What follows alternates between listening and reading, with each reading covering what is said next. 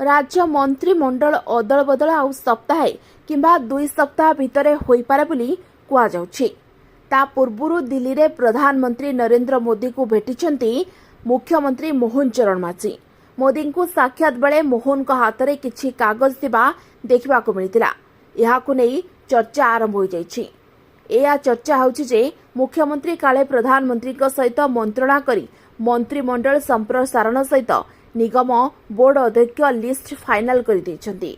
मोदी को भेटिबा पूर्व मोहन माझी किछि केंद्र मंत्री एवं बीजेपी राष्ट्रीय नेतांक सह मध्य आलोचना करितबा कथा चर्चा होछि। दिल्ली आसीथिबा ई फोटो ओडिशा राजनीति विशेषकर बीजेपी राजनीति को एक प्रकार चलचंचल कर दैछि। এই ফটোটি এমিতি সময় আসিছি যেতেবেলে মন্ত্রিমণ্ডল সম্প্রসারণ ও নিগম बोर्ड अध्यक्ष चयन नहीं चर्चा जोरदार चली। प्रधानमंत्री कार्यालय पोस्ट कर फोटो मुख्यमंत्री मोहन चरण माझी एक कागज धरी। से कागज रे कौन लिखा ताहा तो जना पड़ना, किंतु यह संभाव्य मंत्री तालिका बोली सोशल मीडिया रे भाइराल होछि। खूब शीघ्र मंत्रिमंडल संप्रसारण नहीं नवनिर्वाचित बीजेपी सभापति मनमोहन सामल संकेत देते।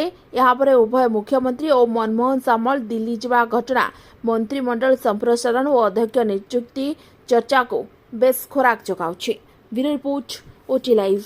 अधिक खबर देखिए ओटी लाइव को सब्सक्राइब करंतु और खबर को अधिक शेयर करंतु।